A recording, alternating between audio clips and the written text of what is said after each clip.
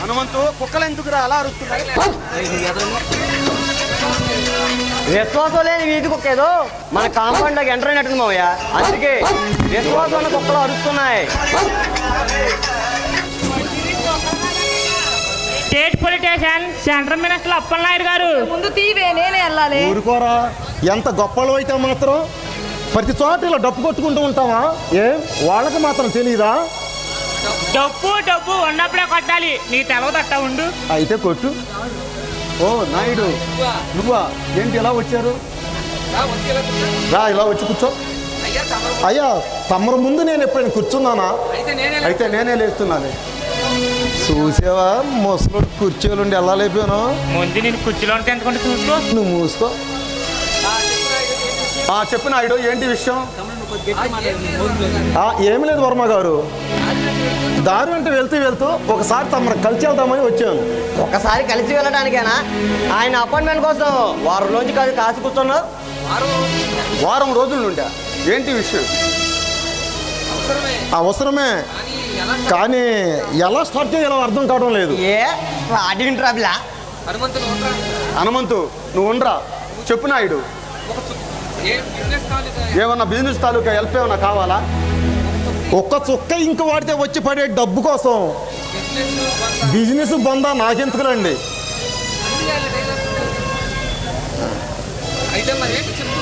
అయితే మరేంటో చెప్పు. మా వాడు అదే జితేంద్ర, మీకు తెలుసుగా?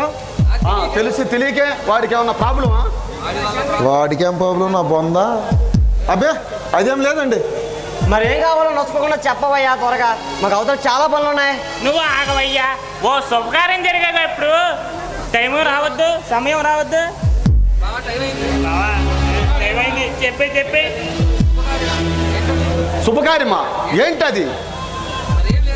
మరేం లేదండి, మావాడు కూడా మీ కాలేజీలో చదువుతున్నాడు, బాగా చదువుతాడు కూడా. వీడి మీద ఒట్టు. అయితే అదంతా నాకెందుకు చెబుతున్నావు?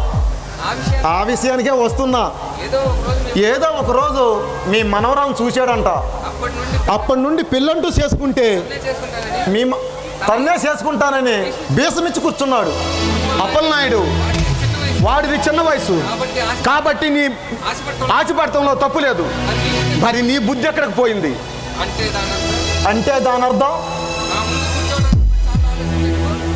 నా ముందు కూర్చోటానికి 10 సార్లు ఆలోచించే నువ్వు నీ కొడుకును తీసుకొచ్చి నా మనవరాల పక్కన కూర్చోబెట్టానని ఆలోచిస్తున్నావు.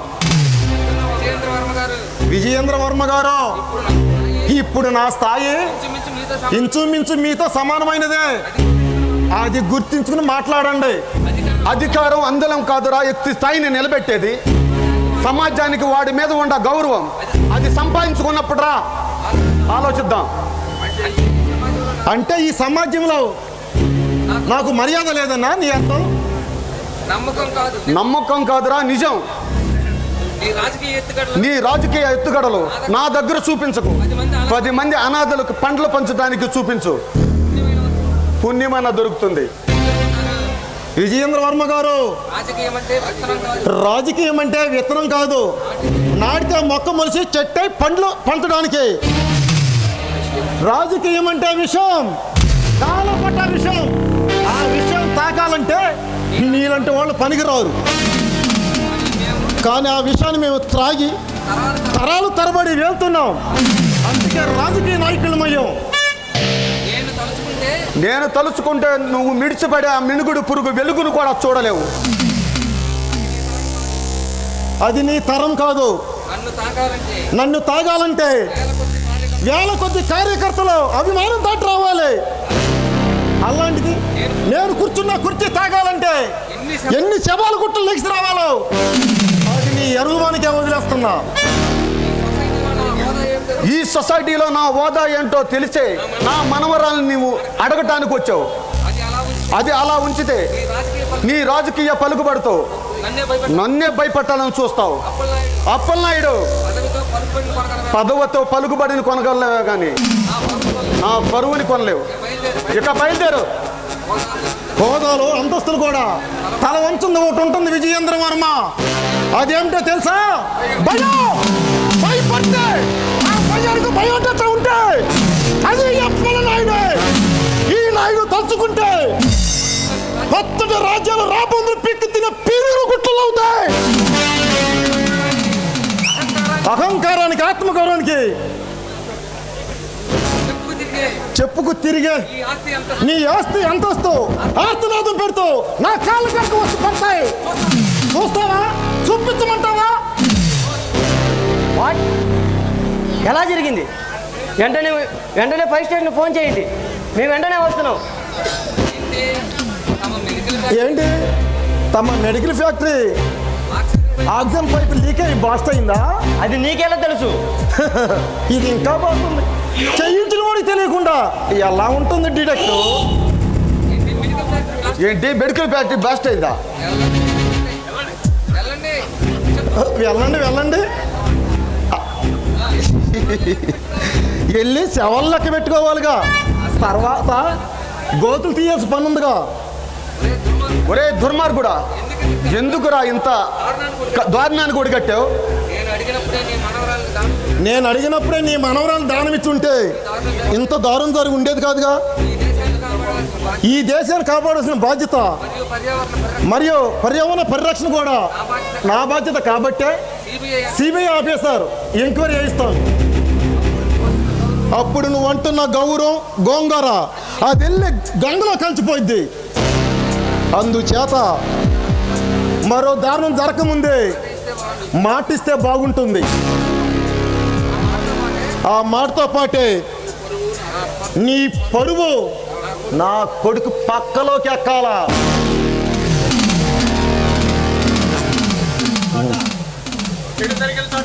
చెడు జరిగిన చోటే ఇంట్లో శుభకార్యం జరిగితే మంచిదంటాను. నువ్వేమంటావు బామ్మరిది? బావా దీన్నే అంటారు వర్మ గారు, మా భాషలో భయపెట్టడం అని. కంగారు పడకు. నాకు దక్కాల్సిన ఆస్తిని నాశనం చేసుకున్నంత అవివేకిని కాదు నువ్వు. కాదు అంటేనే ఈరోజు ఒక బ్లాస్ట్తో ప్రాణ నష్టం లేకుండా జరిగింది. ఆస్తి విషయంలో ఎక్కువ నష్టం కానీ జరిగితే జరగకపోవచ్చు, కానీ బెంగళూరు వెళ్ళిన అమ్మాయి క్షేమంగా ఇంటికి తిరిగి రావాలంటే ఆ దేవుడికి మొక్కుకో. నా నేలంబరికి ఏమైనా జరిగిందో ప్రాణం పోదు, అంతకంటే విలువైంది పోతుంది. ఏం జరిగిందో తెలిసాక నువ్వే నా కాళ్ళ దగ్గరకు వస్తావు. అప్పుడు వరకు రెస్ట్ తీసుకో. వస్తా.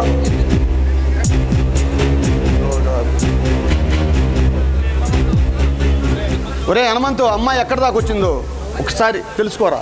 అలాగే మామయ్య.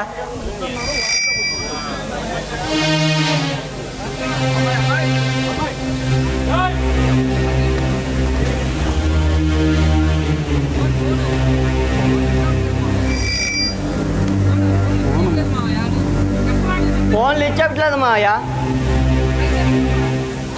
ట్రై చేస్తూ ఉండరా. అలాగే మామయ్య, ట్రై చేస్తాను. ఇంకా లిఫ్ట్ చేయట్లేదు మామయ్య. మళ్ళా ట్రై చేయి. చేస్తాను. అలాగే మామయ్య.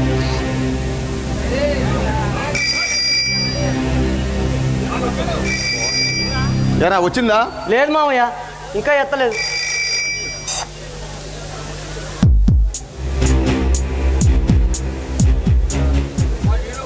అమ్మా నీలు, ఏమిటమ్మా ఏం జరిగింది?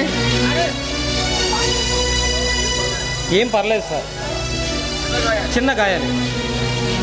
లాంగ్ డ్రైవ్కి వెళ్దామని తను అడిగితే వెళ్ళే దారిలో చిన్న యాక్సిడెంట్ అయింది. తనకు కొంచెం బ్లడ్ లాస్ అయితే దగ్గరలో ఉన్న హాస్పిటల్కి తీసుకెళ్ళి ట్రీట్మెంట్ చేయించి తీసుకొస్తున్నాను. నీళ్ళు, నువ్వు లోపలికి వెళ్ళు. ఏంటి బ్లడ్ లాస్ అయిందా? అవును సార్. ఆ బ్లడ్ డొనేషన్ చేసిన వ్యక్తి ఎవరు? ఎవరో తెలియదు సార్, హాస్పిటల్ వారే ఏర్పాటు చేశారు. That is impossible. ఈ ఇండియాలోనే నేను ఎత్తకని హాస్పిటల్ లేదు. ఎక్కడ దొరకని దాని బ్లడ్ గ్రూప్ ఆ హాస్పిటల్లో ఎందుకు దొరుకుతుంది? నిజం చెప్పు. అసలు అవును, నువ్వు ఎవరు? నువ్వు తనతోనే ఎందుకున్నావు? నువ్వు మిస్టర్ సూర్య కదూ? అవును సార్, నేనే సూర్య. సూర్య? ఎవరు సూర్య? నీకెలా తెలుసు? ఎవరేంటి మావయ్య, మనం నీళ్లు ప్రాణం కంటే ఎక్కువ ప్రేమించిన సూర్య ఇదిగో ఇతనే. ప్రేమికుడా? నీకు మతుండే మాట్లాడుతున్నావా? ఇదిగో చూడు బాబు, మీ నాన్నగారు పేరేంటి? ఏం చేస్తుంటారు? మా నాన్నగారి పేరు రంగారావు అండి. మా నాన్న తమ దగ్గరే కారు డ్రైవర్గా పనిచేస్తూ ఉంటాడు. ఏంటి, మా కార్ డ్రైవర్ రంగా కొడుకువా? ఎంత ధైర్యం రా! నా మనవరాల్ని ప్రేమిస్తానని చెబుతావా? ప్రేమంటేనే ధైర్యం అండి. ఇంకా ప్రత్యేకంగా చెప్పడానికి అందులో ఏముందండి? ఎంత పొగరు! నా స్థాయి ఏంటో నువ్వు తెలిసే మాట్లాడుతున్నావా? ప్రేమది తారాస్థాయి.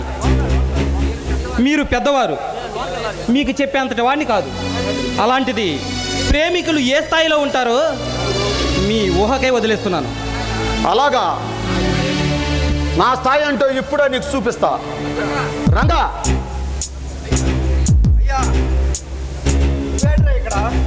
అది ఆ సంగతి తర్వాత. ముందు కారుని క్లీన్ చేసి రెడీగా ఉంచు. రెడీగానే ఉందయ్యా. లోపల నా షూ, నా చేతికరాలు ఉన్నాయి, తీసుకురా.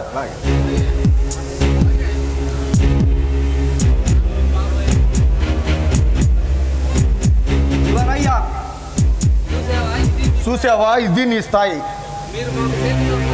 మీరు మాకు చేతిలో ఊత కర్ర లాంటి వాళ్ళు. అవసరం తీరిపోతే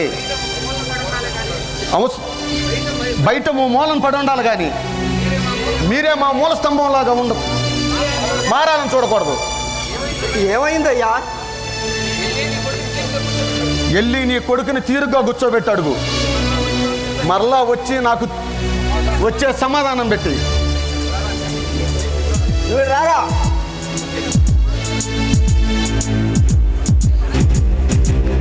మొట్టమొదటిసారి నీ నోటి వెంట పేద దనిగిన మాటలు వింటున్నాను మావయ్య. అసలు నువ్వేనా ఇలా మాట్లాడుతున్నది? నేను నమ్మలేకపోతున్నాను. ఇలా ఇద్దరు ప్రేమికులు ఎడగొట్టాలని చూస్తున్నది నువ్వేనా? ఎడగొట్టాలి, లేకపోతే మనకిలాగానే రంగారావు కూడా కొడుకుని దూరం చేసుకున్నవాడు అవుతాడు. ఏంటి నువ్వు అనేది? అవునరా, మన నీలాంబరి ఇంకెంతో కాలం బతకదు. ఏంటి వర్మ గారు మీ పిచ్చి మాటలు? పిచ్చి మాటలు కాదు, పచ్చి నిజం. దానికి హార్ట్ ప్రాబ్లం ఉంది. ఎక్కువ స్ట్రెస్ ఫీల్ అయినా, ఏదైనా షాకింగ్ న్యూస్ అన్నా తన హార్ట్ సడన్గా డ్రాప్ అవుతుంది. అంటే నా నీళ్ళు, నా బంగారు తల్లి ఏం కాదు, మనకి చాలా డబ్బు ఉంది. ఎవరో ఒక డోనర్ని పట్టుకుని మనం సర్జరీ చేయించేద్దాం. అదంత సులువు కాదు. ప్రపంచంలోనే అత్యంత అరుదైన బ్లడ్ గ్రూప్ అది. దొరకటి కష్టం. రక్తమే ఎవరు దానం చేయరు. అలాంటిది గుండె ఎవరు పోషిస్తారు. అందుకే తన యామకంలో పడి వీడు కూడా ఏదైనా ఎక్కడ ప్రాణాలు తీసుకుంటాడని అలా మాట్లాడాను. మనకి ఒక అవకాశం ఉంది మామయ్య. ఏంటది? నీళ్ళకి యాక్సిడెంట్ తర్వాత బ్లడ్ ఎక్కిచ్చారని సూర్య చెప్పాడు కదూ. ఆ బ్లడ్ ఇచ్చింది ఎవరో మనకు తెలుసుకుంటే మనం నీళ్ళని కాపాడుకోవచ్చు. నిజమే, కానీ ఎలా? నీళ్ళు ట్రీట్మెంట్ చేసిన హాస్పిటల్ తెలుసుకుందాం. అవసరం లేదు. ఆ హాస్పిటల్ పేరు తెలుసుకో. డాక్టర్ నిరంజన్కి ఫోన్ చేసి ఆ డోనర్ ఎవరో తెలుసుకో. అలాగే